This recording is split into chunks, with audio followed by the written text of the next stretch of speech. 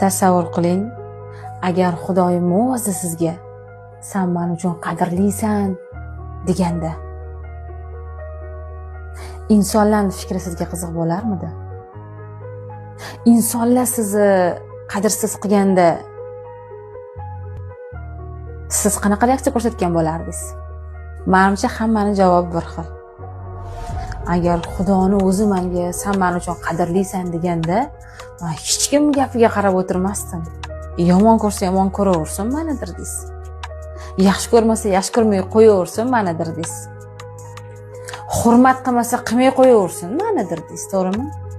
Tashab ketmoqchi bo'lganlarga "Пожалуйста, ketaversindir" deysiz. Sezyapsizmi? O'ziga bo'lgan ishonchi qanaqa yo'l bilan ko'tarish mumkinligini. Qachonlardir o'sha bahona ota-onadan olgansiz. Lekin hozir endi